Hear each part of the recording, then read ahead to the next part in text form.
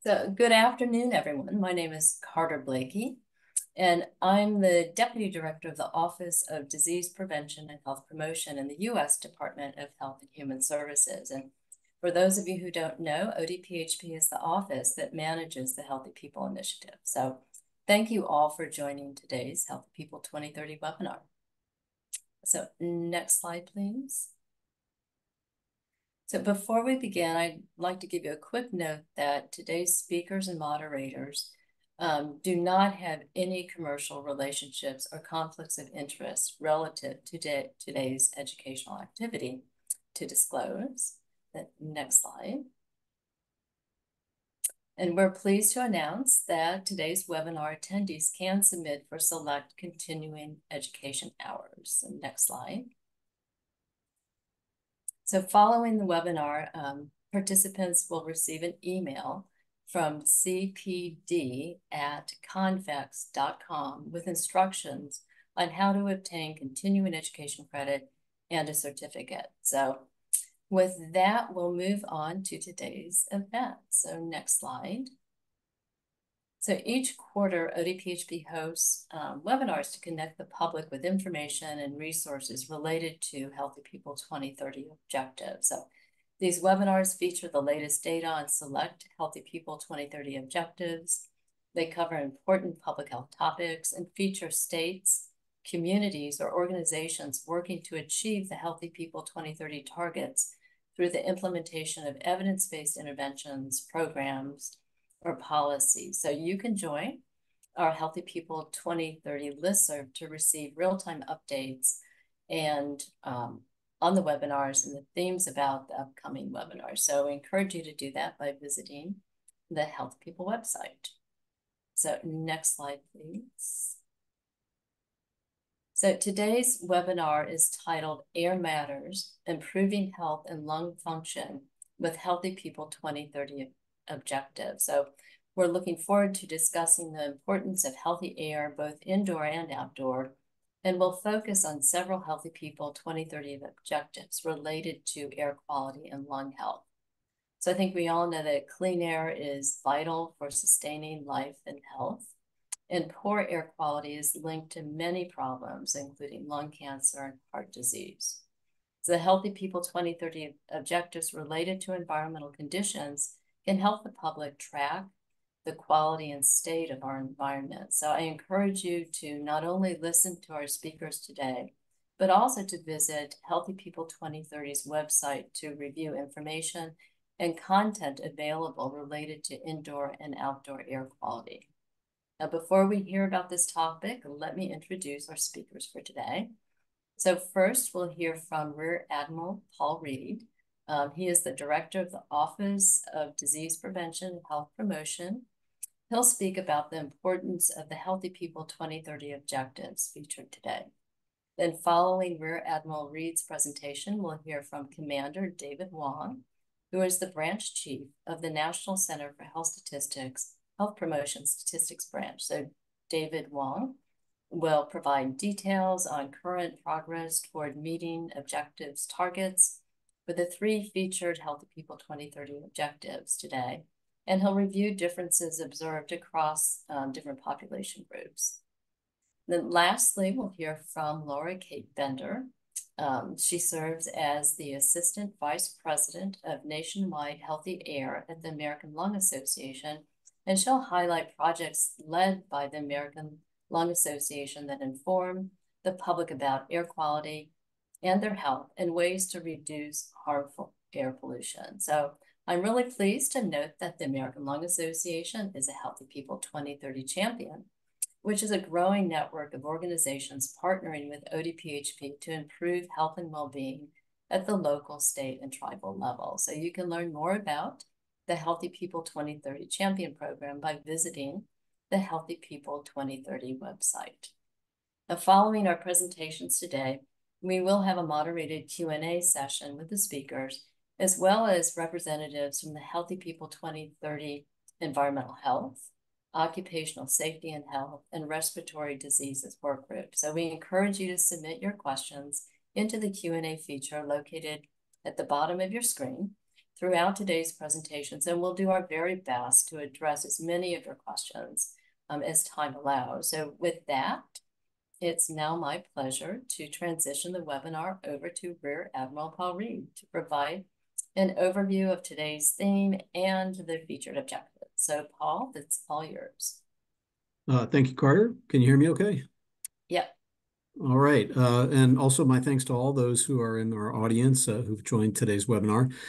I'll begin our discussion with a brief overview of the Healthy People 2030 objectives that we're going to feature today. So if I could have the next slide. The 3 Healthy People 2030 core objectives included in today's webinar cover a range of topics related to indoor and outdoor air quality. The public health context for this discussion centers on the fact that clean air sustains human, animal, and plant life on Earth, and air pollution, whether indoors or outdoors, is associated with a number of human health effects, including heart attacks, asthma attacks, bronchitis, hospital and emergency room visits, other respiratory symptoms, and premature mortality, as well as lost work and school days, and days demanding limited activity due to poor air quality, which we all hear about on a fairly routine basis. These Healthy People 2030 objectives are intended to help drive action toward protecting human health and the environment.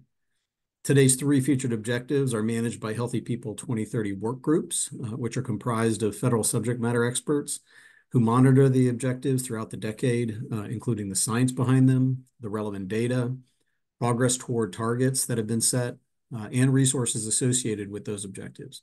The work groups help ensure Healthy People 2030 content is grounded in the most up-to-date evidence and available data.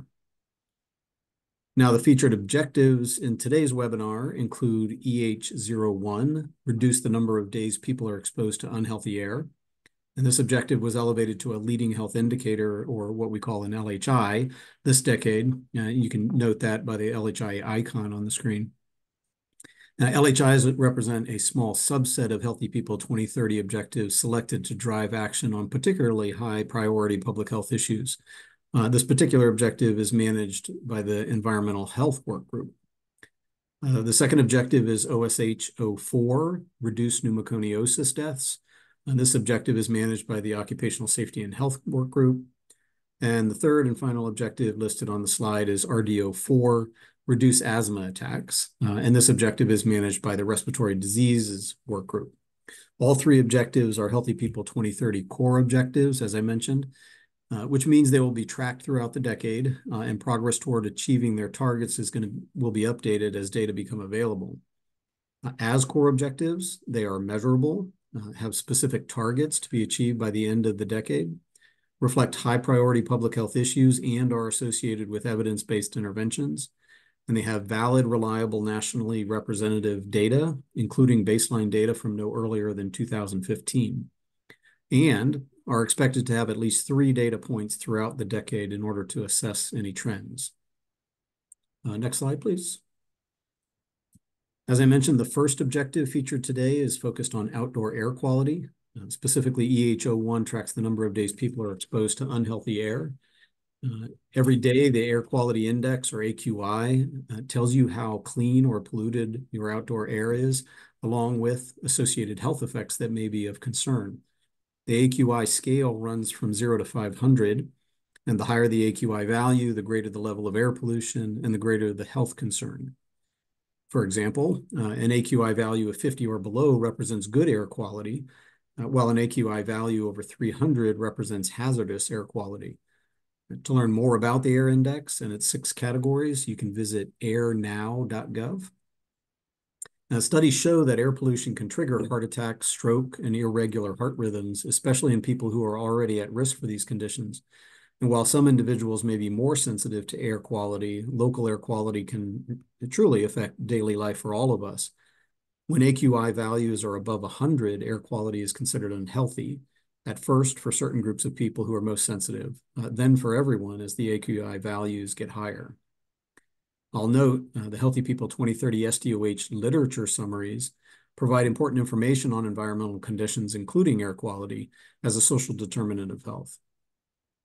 It's important to recognize that certain communities are more exposed to air pollution than others. Urban areas often have more pollution sources, which contributes to worse air quality when compared to rural areas. Also, communities of color encounter air pollution more often than predominantly white communities due to long-standing sociopolitical factors of structural racism. For example, neighborhoods of color are more likely to be located near pollution sources, such as factories and industrial facilities, because of discriminatory city planning and historically limited sociopolitical and economic influence of residents. Now, tracking air quality is key to figuring out where people are exposed to unhealthy air and promoting action at the local, state, and national levels. Next slide, please. The Healthy People 2030 Environmental Health Work Group has identified some valuable resources related to air quality. Links to those resources are provided on this slide and will also be made available in a follow-up email to attendees of this meeting after today's webinar. Next slide. So exposure to outdoor or indoor unhealthy air can happen in the community, at home, and at work. And pneumoconiosis is a group of diseases resulting in lung fibrosis, and it's caused by breathing in mineral dusts like asbestos, coal mine dust, or crystalline silica, most commonly quartz. Pneumoconiosis can cause disability and premature death, and the main risk of pneumoconiosis is workplace exposures. Objective OSH04 tracks the number of pneumoconiosis deaths among persons aged 15 years and over. And people who work in dusty jobs, such as in mining, construction, and manufacturing, are at a higher risk for pneumoconiosis. The National Institute for Occupational Safety and Health's Coal Miners Health Surveillance Program conducts active outreach to coal miners to provide periodic health screening for early detection of pneumoconiosis, enabling interventions such as a transfer to jobs with low dust exposure when necessary. And strategies to reduce exposure to mineral dust at work are critical for reducing deaths from pneumoconiosis. The next slide, please. The Healthy People 2030 Occupational Safety and Health Work Group has also identified valuable resources related to several types of pneumoconiosis, including those caused by asbestos, crystalline silica, and coal mine dust. And links to those resources are provided on this slide and will also be made available to attendees in a follow-up email. Next slide. Now, the last objective related to our theme today, RD04, tracks asthma attacks among persons with current asthma.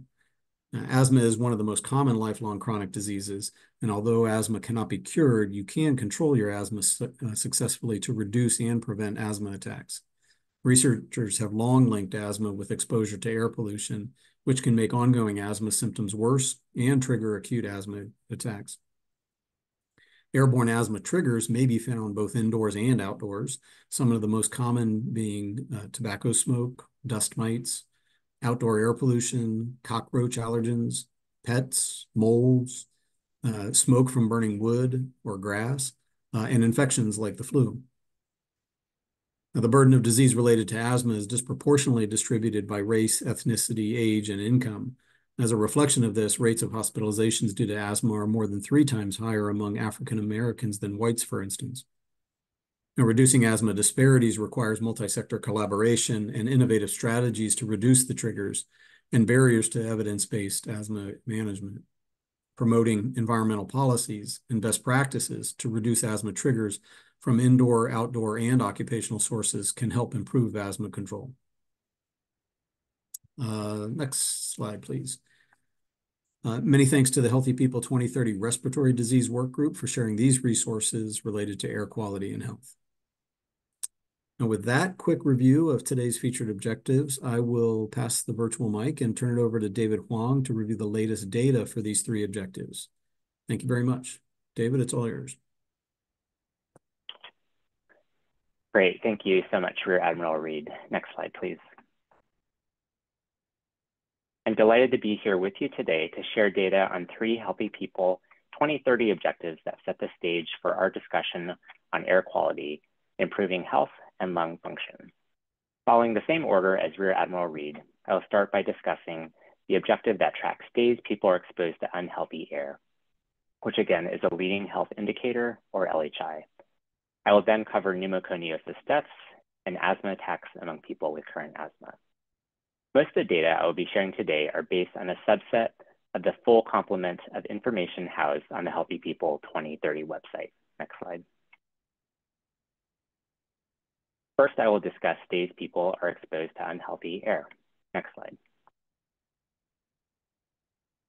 This objective is defined as the number of weighted days with an AQI greater than 100 and is tracked using data from the air quality system at the EPA.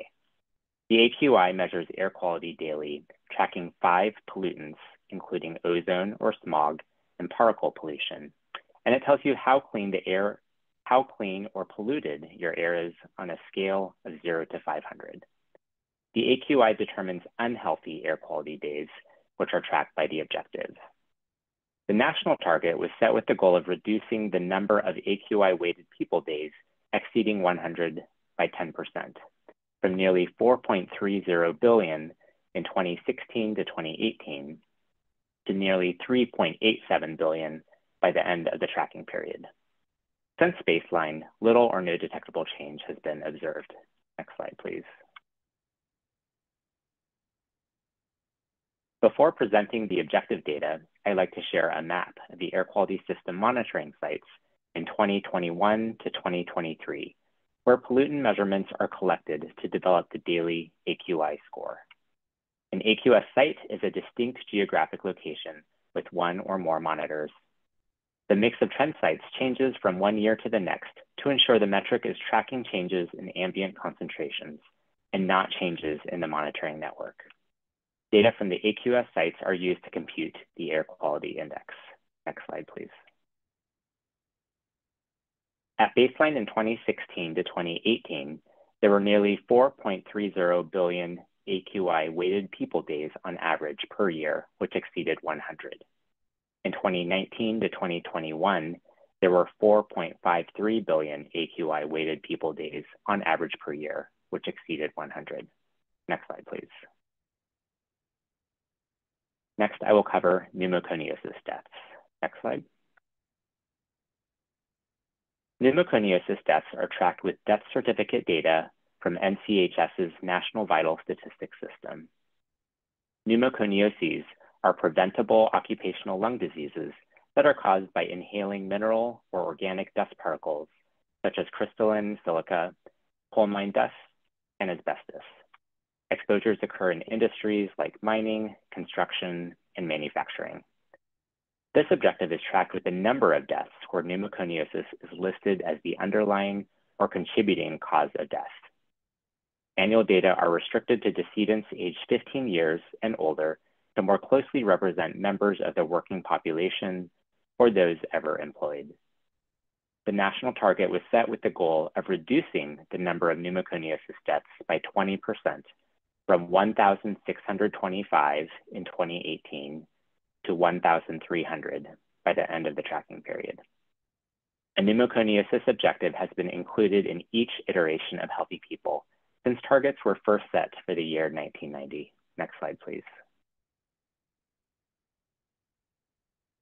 Here we see the number of decedents with pneumoconiosis listed on their death certificate from 2018 to 2022. Although there was an overall decrease of 3.8%, we categorize the progress status as little or no detectable change. Next slide. This slide shows pneumoconiosis deaths by sex, race, ethnicity, and age in 2022. In this presentation, when discussing race and ethnicity, we'll look at Hispanic ethnicity along with race groups, which exclude people of Hispanic origin. Since this objective is tracked with a count rather than a rate, you'll notice that combining the demographic subgroups approximates the total number of deaths. The number of pneumoconiosis deaths was higher among males, white people, and older adults compared to their respective counterparts. Next slide. This slide shows pneumoconiosis deaths by marital status and geographic location. There were more pneumoconiosis deaths in adults aged 18 years and older who were married and for people who lived in metropolitan areas compared to their respective counterparts. Next slide. Next, I will discuss asthma attacks among people with current asthma. Next slide, please. The percentage of people with current asthma who report having an asthma attack in the past 12 months is tracked using data from NCHS's National Health Interview Survey, which is a nationally representative survey conducted annually. Comparisons are statistically significant at the 0.05 level unless otherwise noted. At baseline in 2019, 41.5% of people with current asthma had an asthma attack. The national target to be reached by the end of the decade is 35.1% based on projection. Since baseline, little or no detectable change has been observed. Next slide, please. This slide shows the percentage of people with current asthma who report having an asthma attack in the past 12 months by sex, race, ethnicity, and age in 2022. Females, multiracial people, which are those of 2 or more races, and those younger than age 18 had the highest rate of asthma attacks, while males, Black people, and those aged 65 and older had the lowest rate in each of their respective demographic groups. Next slide. This slide shows the percentage of people with current asthma who report having an asthma attack in the past 12 months by income and disability status in 2022. People with family incomes of 100 to 199% of the poverty threshold, and those with disabilities had the highest rate of asthma attacks, while people with family incomes of 400% or more of the poverty threshold, and those without disabilities had the lowest rate in each of their respective demographic groups. Next slide. We'll now transition to from national Healthy People objective data to state-level data on asthma attacks. Healthy People sets national goals to improve health, but providing subnational data can provide additional insights, particularly for state and local partners. The National Health Interview Survey, NHIS, is designed for estimation at the national level, although it can be used for estimation at the state level on a limited basis. 4 years of state-level NHIS data were pooled to improve data reliability for this map. Still, due to limitations in the state sampling design structure, the data for 18 states were considered unreliable. This map shows state-level estimates for the 32 states and the District of Columbia, which had reliable data for people with current asthma who report having an asthma attack in the past 12 months, from 2019 to 2022.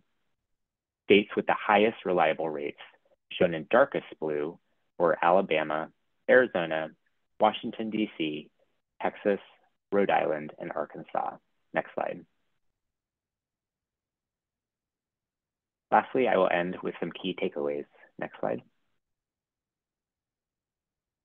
The number of days people are exposed to unhealthy air has seen little to no detectable change between 2016 and 2021.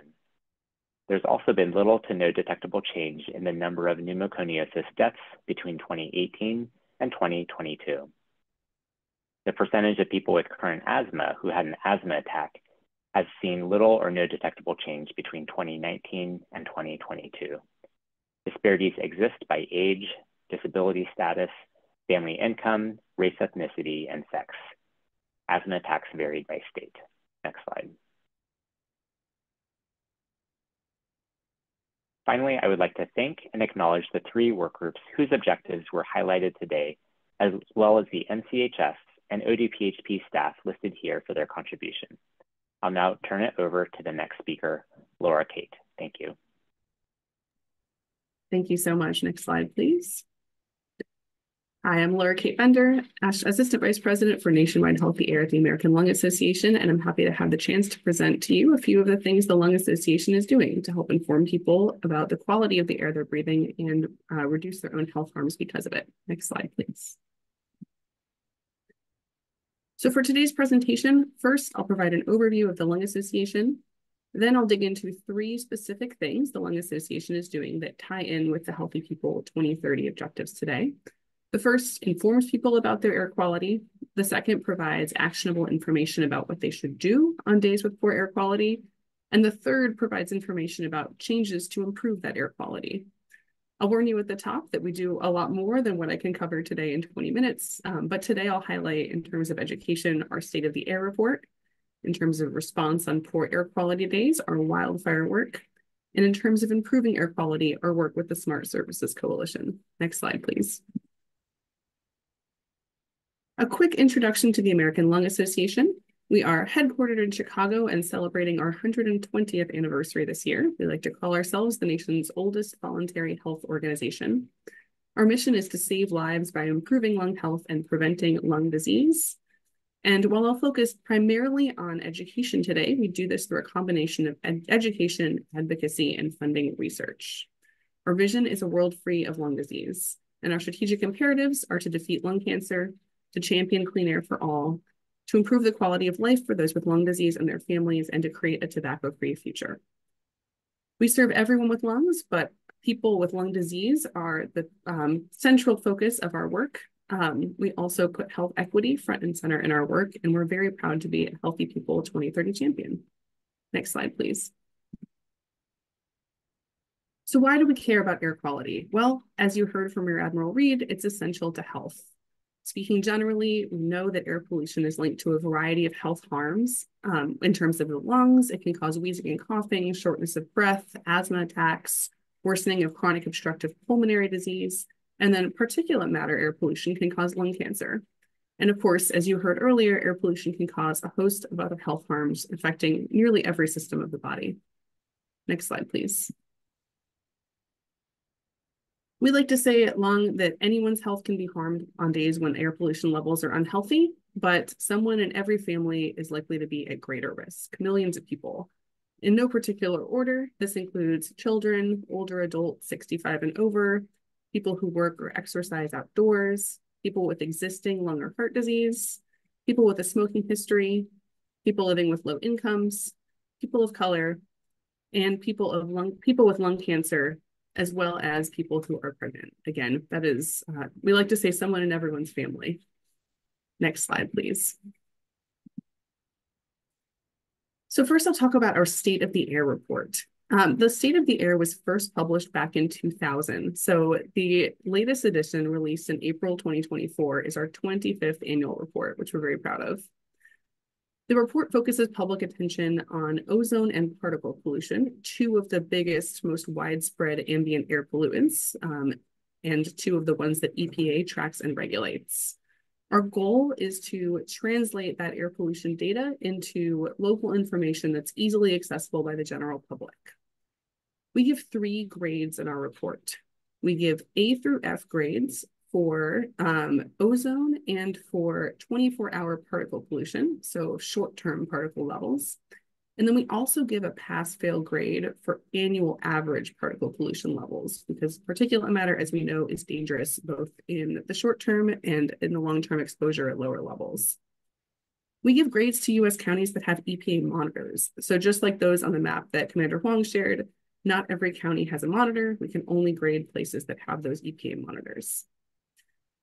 We use that same data to rank the areas with the cleanest and most polluted air for each measure, as well as giving those letter grades. We also use the 3 most recent years of quality assured data from EPA. That process takes some time, so this year's report covers the years 2020, 2021, and 2022. And of course, that also ties in with the EPA Air Quality Index that you heard about earlier. That's how our methodology allows us to help translate those numbers into letter grades. The report is the Lung Association's single biggest tool to inform the public about the importance of clean air. This year, I think we're up to about 2,000 news stories and extensive outreach to the nonprofit community, to policymakers and beyond. Next slide, please. So what did we find in 2024's report? Unhealthy levels of ozone smog or particle pollution are putting the health of around 131 million people at risk. Nearly 4 in 10 people live in places with unhealthy levels of air pollution. That is more than last year's report for 2 reasons. Number 1, dangerous spikes in short-term levels of particle pollution are getting more severe due to climate change. Warming temperatures are enhancing the conditions for wildfires to form, and that's driving increased particle pollution exposure from wildfire smoke. Number 2, the Environmental Protection Agency tightened the national standard for annual particle pollution this year. So our report reflects that change, showing more places now as failing for that measure based on that more protective number. That means the number of people breathing air that earns failing grades for all three pollution measures is up 2 this year, but exposures to unhealthy levels of air pollution are not equally distributed. As you heard earlier, we are seeing disparities. In fact, people of color were 2.3 times as likely as white people in this year's report to live in one of the counties that got a failing grade for all three measures. In this report, we define people of color as anyone Hispanic or non-Hispanic, Black, Asian, American Indian, Alaska Native, Native Hawaiian, other Pacific Islander, or 2 or more races. And I'll also note that this year's report shows a growing divide between the East and the West, with continuing improvements in air quality east of the Mississippi River and continual worsening of air quality west of the Mississippi River. Next slide, please. So I'll dig in a bit more on each grade. For short-term particle pollution, as I mentioned, this is getting worse. We are seeing dramatically more severe spikes in particles than in previous years of the report. This year, 65 million people lived in counties that got a failing grade for short-term spikes in particles. This is more than we've seen in, I think, the last 13 years of State of the Air report releases. Next slide, please. And I mentioned that the severity is getting worse. We're not only seeing that wildfires are increasing the number of days and places with unhealthy spikes in particle pollution, they're also increasing the severity of those spikes. We saw these very unhealthy, hazardous days showing up in the report in greater numbers than we've seen before, as you can see from this chart. This is again tied to the air quality index.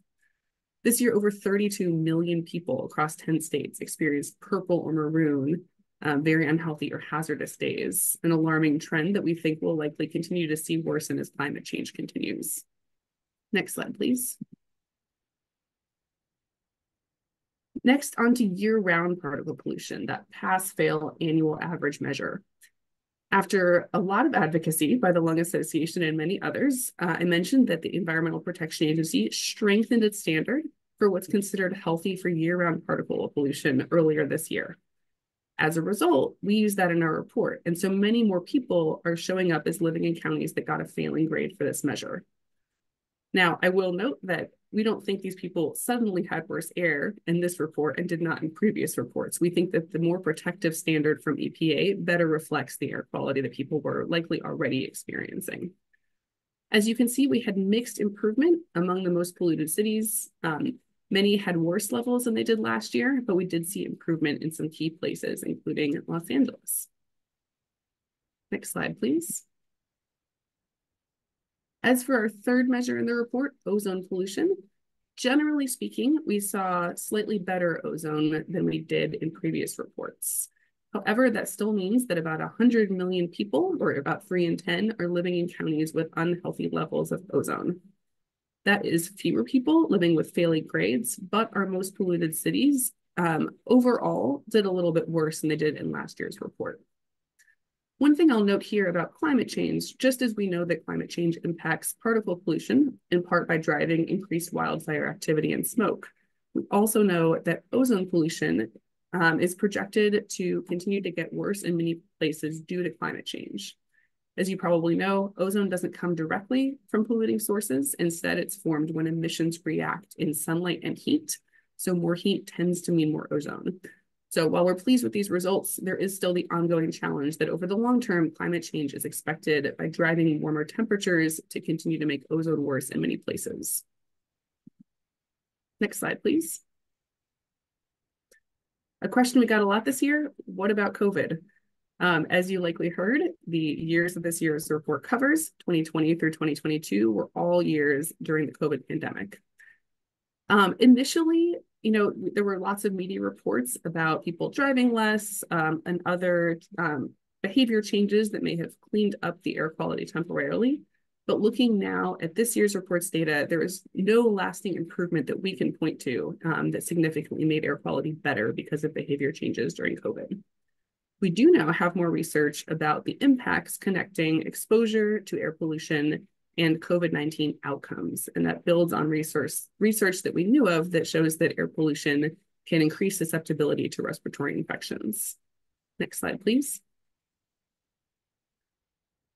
So I highly encourage folks, if you have not already, to take a few minutes to browse the report at lung.org/SOTA.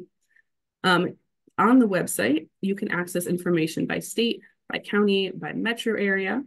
You can enter your zip code. You can also select a state, or you can look through the list of the most polluted and cleanest places for each pollutant. A couple things you'll notice. First, for every county that has monitoring data, you'll see up to 3 grades. If the data is incomplete, it will be noted. And remember that not every county has a grade because not every county has an EPA monitor. The other thing that you'll be able to discover alongside the grades is our estimated populations at risk.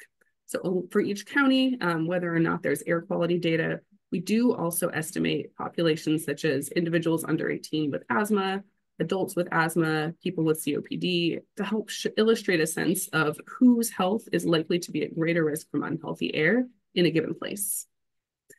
And then what you're seeing here on the screen is a trend chart. People often want to know how this year's results compare with previous years. The best place to get that information is with the trend charts that are on the county and metro area pages. So this is the Chicago Metro as an example. You can see the map that shows color-coded shading by the letter grade, and you can see the light blue line showing the weighted average for this pollutant, so the level that we've represented in our report since the beginning of reporting in that report. The dark blue line is the current standard, so what EPA has set the national standard at. For most places that you look this up, you will generally see downward trends over time, which is great news. To us, that shows that the Clean Air Act is working to clean up sources of pollution across the country.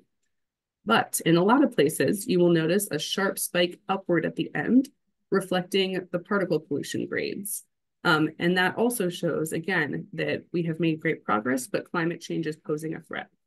Next slide, please. That ties into our key takeaways for the report. Again, the Clean Air Act is working. It has saved millions of lives, trillions of dollars over its history. And we know that cleaning up industry, power plants, vehicles has significantly reduced particulate matter and pollutants that react to form ozone.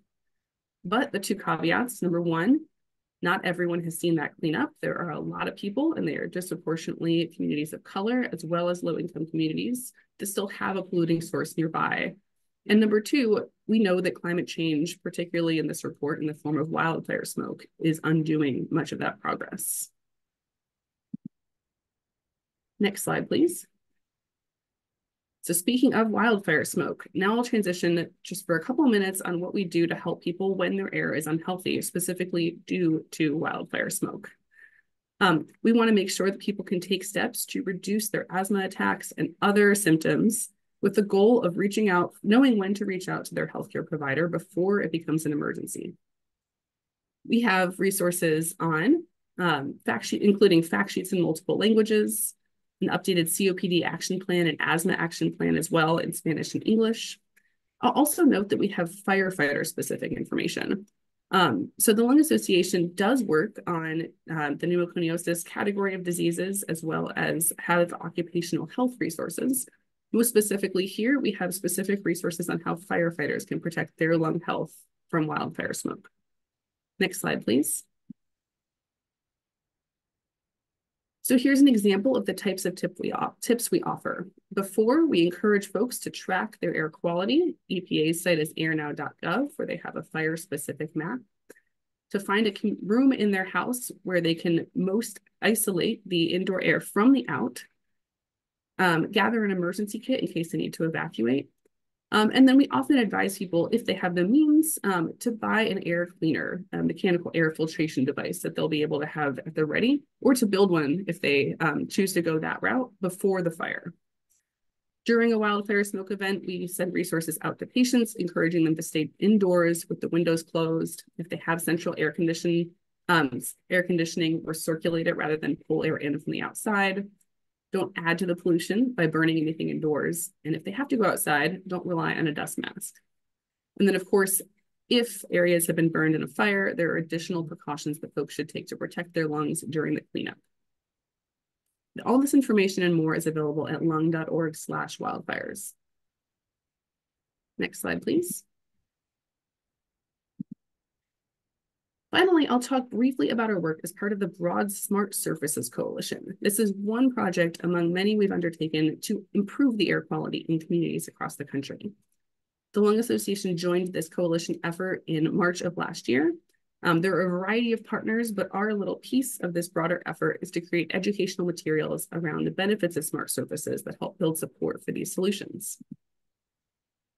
So here's the central problem that this project seeks to solve. Most of the surfaces in US cities are things like roads, parking spaces, sidewalks, roofs. These surfaces are typically dark and non-porous. And so they're actually contributing to urban heat, which is tied to a number of health harms. Next slide, please. Oh, I'm so sorry. One more slide. So urban heat islands, as you heard earlier, are linked to the same inequitable factors that have resulted from redlining.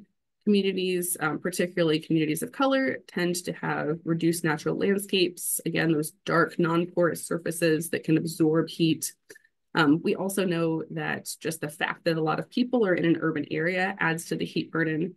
And then, of course, factors like the way cities are set up and the weather and geography surrounding. These things can lead to heat getting trapped and staying in an urban area.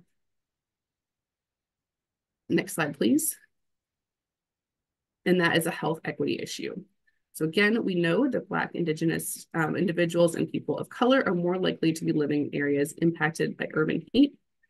This has a number of impacts, particularly to health. We know that this increases energy costs, that it increases air pollution levels, and it puts additional strain on the health system.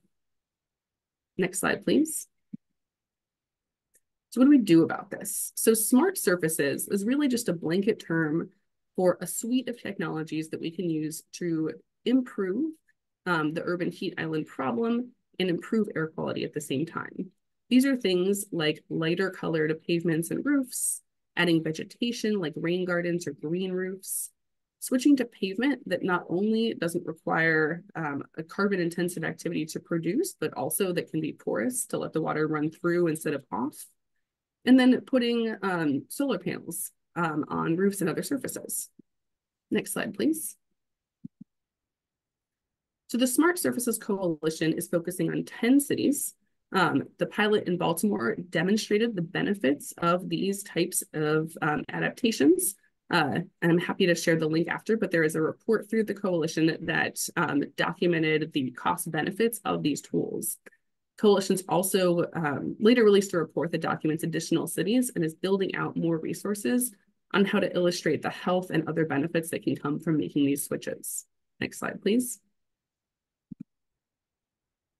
So the goals here, engaging city departments, incorporating smart surfaces, again, things like cool pavements, solar cells on roofs, rain gardens, into existing city plans and projects, funding more of these transitions, exploring policy approaches, and then modeling and illustrating the benefits with the goal of moving beyond those 10 cities and having additional places adopt these solutions. And I think the cool thing about these ideas is that they can be implemented at every level, obviously at the city level, but also at the individual level.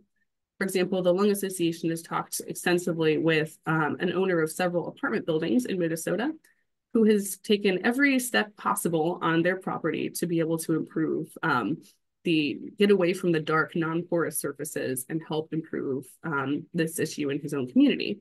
That includes having a pilot area that he's worked with the city to create to install pavers that reduce the heat island effect and let water flow through. However, one challenge is that the regulations there require parking lots to be asphalt or concrete. So that's an example of the type of thing that individuals can adopt, but then also the work left to do to make sure that there aren't these barriers to these smart surfaces being implemented on a broader scale. Next slide, please. So at the end of the day, this solution can save cities money and energy and health costs, but most importantly, for the purposes of this call, it can cut air pollution. It can help reduce the impacts of ozone, which forms in heat. It can help reduce asthma attacks from the combined effects of the heat and the air pollution. And we hope it can also be a pathway to building more equitable and livable communities nationwide. Next slide, please.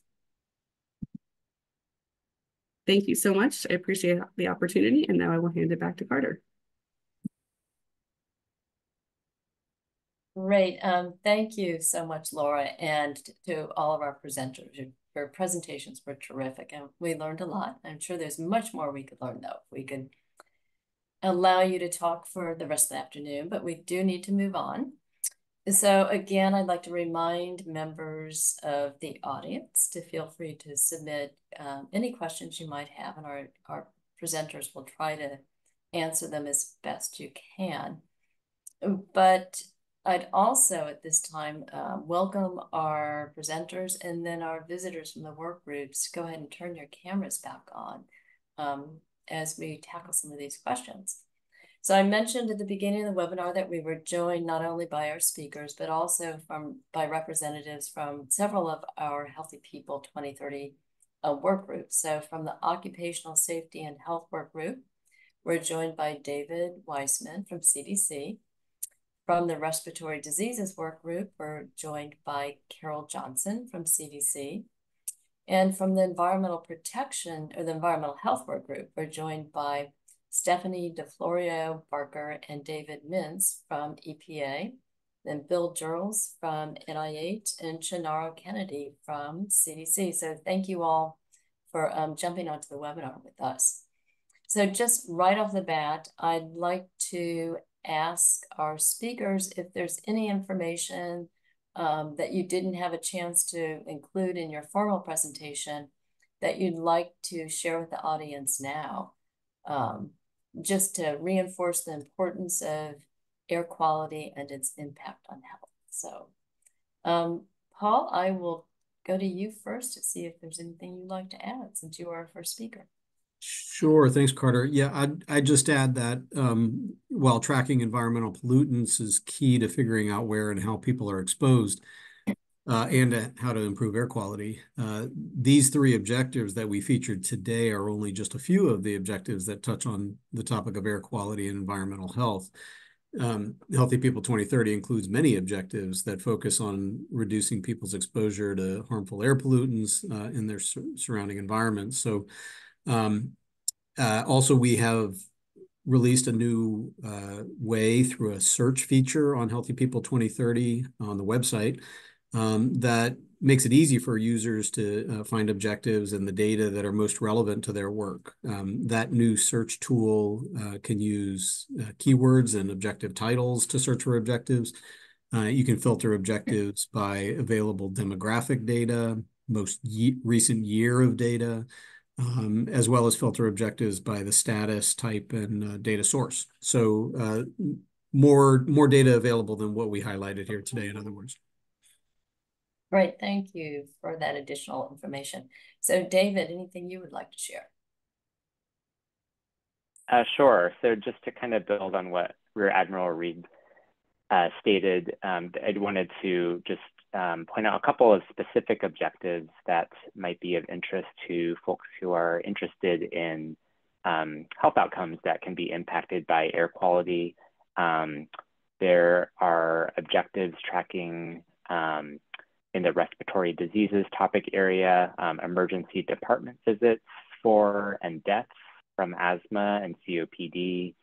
We also have in the heart disease and stroke topic area, objectives on coronary heart disease and stroke deaths. And then in the cancer topic area, there's an objective that tracks lung cancer deaths. So just to kind of underscore, again, Rear Admiral Reed's response, not only do we have the objectives themselves, but we have data and related tools that might be of interest to folks who'd like to learn more. Great, thank you. And Laura, I know you went over a lot of resources, but any thing else you'd like to mention? One overarching point, because often when I talk about air quality and health, I feel like I have left the audience with a sense of doom and gloom. The hopeful thing I'll share is that the same things that reduce climate pollution often reduce air pollution at the same time. And so we know that getting away from burning things for energy and electricity and for our transportation has multiple health benefits, both on the climate side and on the air quality side. And it's exciting to see changes taking place across the country that help us get there.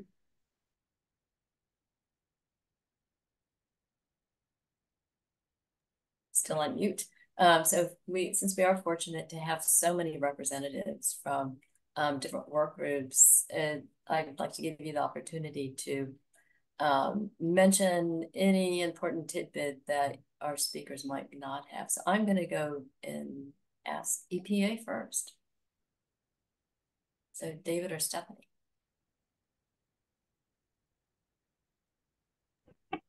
Thank you. Took me a minute to find my mute button.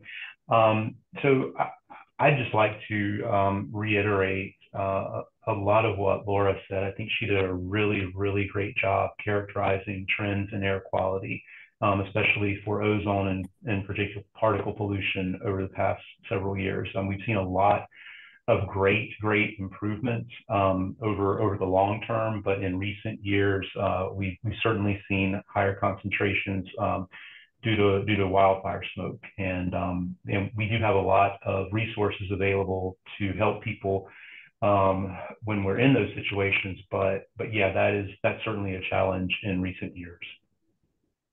Thank you. Great.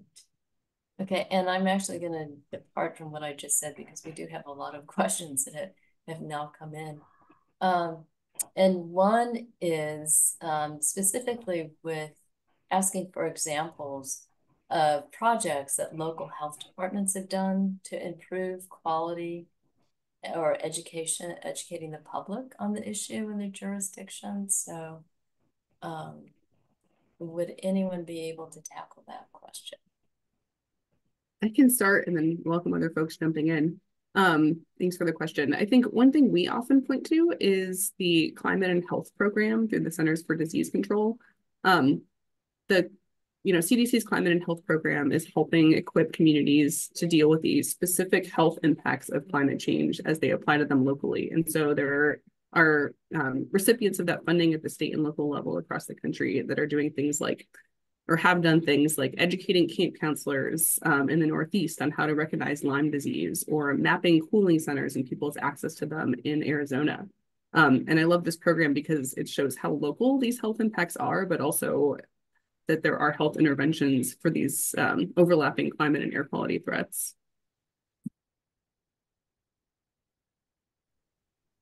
Great. Thank you so much, Laura.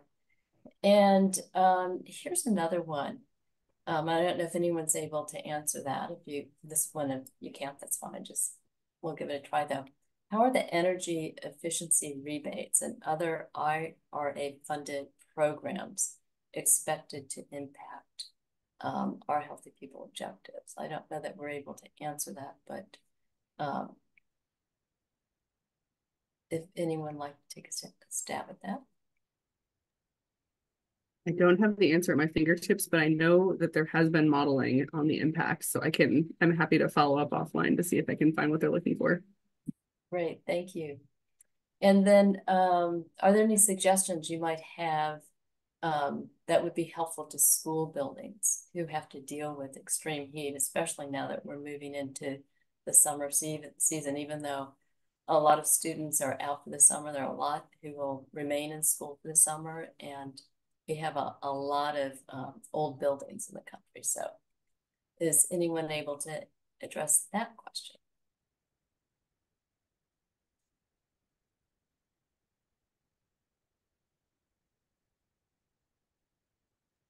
Okay, I can also take a quick stab at it. Yeah, it's a great question. I think one of the things that we've highlighted in our work is filtration in schools. I think, unfortunately, in response to the COVID pandemic, we saw a lot of schools, maybe gravitate toward solutions that weren't necessarily evidence-based in terms of filtering the indoor air. So making sure that schools have access to, we've actually even helped hand out mechanical air filtration devices to schools in wildfire-prone areas, understanding that, if they don't have central air, they need to keep the windows closed when it's warm. We need to provide them with a way to both keep students cool and also make sure that they're getting as much of the PM out of the indoor air as possible. Great, thank you. And then Laura, this is another one that I think you might be able to answer, and others as well. It has to do with your smart surfaces interventions. what's, what research is that based on? What evidence of effective interventions do you have? Yes, so the coalition actually began with working in Baltimore. That was the first pilot project, and there was a resulting report that looked at the benefits, modeling out in terms of costs and benefits of those interventions. So I'm happy to share that research after the fact. I think it's also linked in my slides, but I'll work with you to make sure that's out. Okay, great. Thank you very much. And then for the audience, I know some of our SMEs have been adding links to the chat, so feel free to grab those if you have a chance. So are there, I'm going to turn to our CDC colleagues. I know you all have plenty of resources that are available to the public. Are there any that you'd like to highlight for our audience today?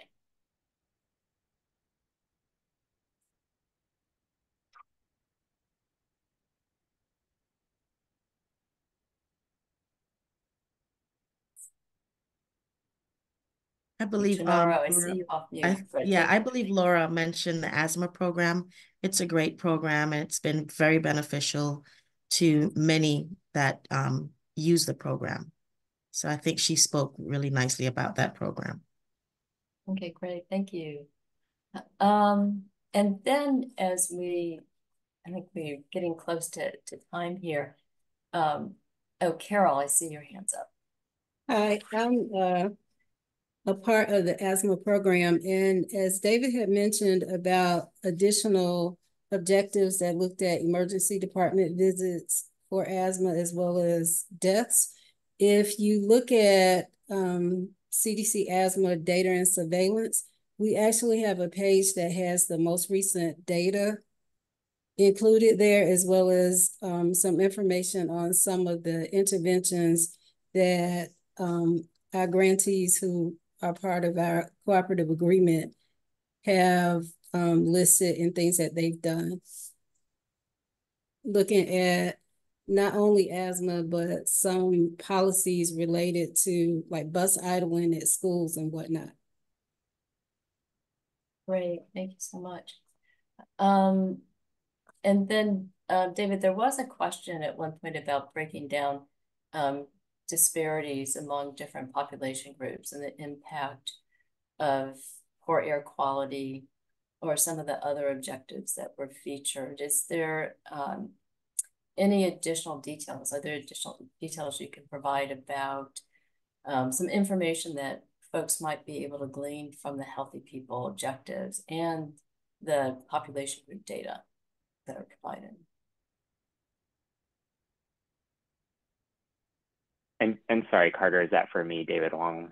Oh, David, I'm sorry. There are a lot of Davids. I'll start with David Wong, who's our NCHS expert, and then the other two Davids. Feel free to weigh in.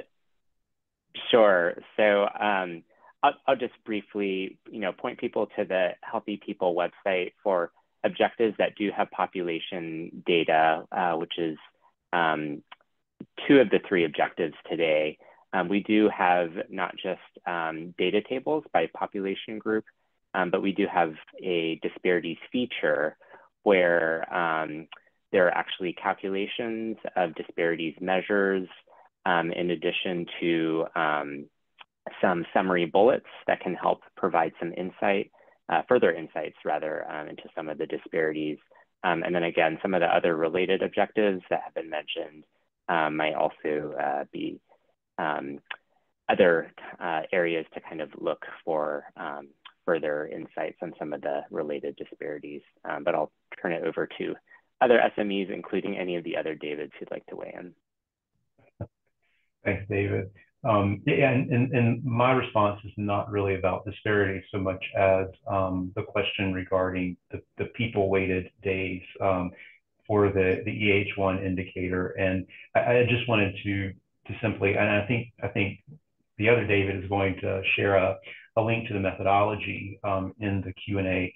But the reason that we do that, we weight that indicator in 2 ways. We weight it by level of severity. So the higher the AQI, the air quality index value is, the more weight it carries. And then also we weight it by the number of people in the area, so that if more people are exposed to a certain level of air quality, then that carries more weight. That factors into the indicator more than that same level of air quality in an area of lower population or smaller population.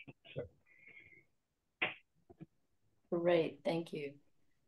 So, you know, we are at the top of the hour. This hour went on by too quickly, I think. Anyone, so Bill Gerald from NIH, anything you'd like to add about the NIH programs? You know, I added some links to the chat, and I think that maybe those have been sent to the participants, but I just want to applaud everybody who presented today. I think we had some really good information and good speakers. Great, thank you so much. So I think I wonder if we can explore like preparing those links. There are a lot of links that were provided in the chat, and maybe getting those out to the participants as additional resources to those that we had on our slides today. But yes, and I see we can do that. Great.